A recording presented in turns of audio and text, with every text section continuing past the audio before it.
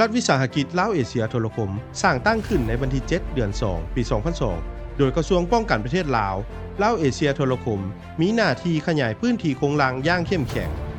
และให้บริการสัญญาณมือถือให้แก่ประชาชนประกอบส่วนเข้าในการพัฒนาเศรษฐกิจของประเทศและพัฒนาเครือข่ายโทรคมเป้าหมายรับประกันความปลอดภัยและการป้องกันของประเทศ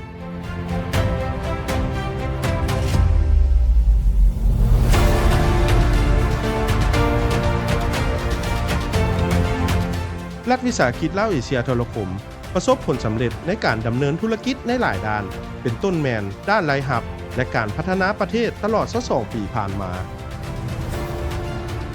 ปี 2008 ลาวเอเชียโทรคมได้ร่วมมือกับเวียดเทลโกโบสร้างตั้งบริษัทสตาร์โทรคมที่มีเครื่องหมายการค้าคือ Unitel โดยลาวเอเชียถือหุ้น 51% ตลอดระยะเวลา 16 ปี Unitel จนกลายเป็นบริษัทโทรคมอันดับหนึ่งที่มีสัญญาณกว้างขวางที่สุดในประเทศลาวและเป็นบริษัทที่มีฐานลูกค้าโทรคมหลายที่สุดในลาวบริษัทสตาร์โทรคมยังบ่เป็นเพียงบริษัทโทรคมเท่านั้นบริษัทสตาร์โทรคมยังขยายในธุรกิจสู่ของเขตอื่นที่ติดพันด้านดิจิตอลเช่นกระเป๋าเงินดิจิตอล OIT โลจิสติกในปี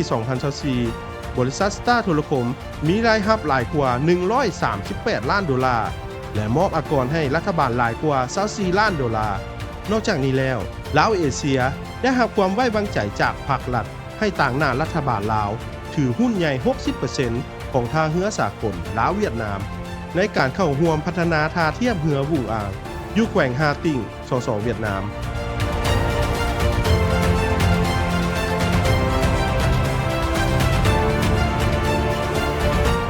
รัฐวิสาหกิจลาวเอเชียยังได้ขยายและค้นคว้าดำเนินธุรกิจบริการครบวงจรอื่นๆนำอีกตามทิศชี้นำของกระทรวงป้องกันประเทศเพื่อซอบทาแหงแหล่งหลายหับอื่นลาวเอเชียมีโรงแรม4แห่งทั่วประเทศลาวโรงแรมลาวเอเชียหลวงน้ำทาโรงแรมลาวเอเชียเสียงขวางโรงแรมลาวเอเชียไซสมบูรณ์ลาวเอเชียหลวงหะบางรีสอร์ทในปี 2025 ลาวเอเชียเปิดนำไส้สนามกอล์ฟลาวเอเชียวังเวียงอย่างเป็นทางการซึ่งเป็นสนามกอล์ฟมาตรฐานสากลทับอิฐในเมืองวังเวียงแขวงเวียงจันทน์ประเทศลาวบนพื้นที่หลายกว่า60เฮกตาร์ในทิวทัศน์ธรรมชาติเมืองวังเวียงเพื่อรองรับนักกอล์ฟทั้งภายในและต่างประเทศพร้อมยังให้บริการต่างๆในสนามเช่นห้านอาหารห้านกาแฟ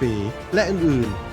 ๆในอนาคตทางรัฐวิสาหกิจลาวเอเชียโทรคมก็จะได้ค้นคว้าที่จะมีการร่วมมือระหว่างหัวหน่วยรัฐวิสาหกิจที่ขึ้นกับกองทัพด้วยกันเองและบรรดาประเทศรัฐวิสาหกิจของบรรดาประเทศเพื่อนมิตรยุทธศาสตร์เพื่อจะศึกษาความเป็นไปได้ในการร่วมมือสร้างตั้งเขตโลจิสติกการขนส่งและคงเขตอื่นๆภายใต้การชี้นำของกระทรวงป้องกันประเทศ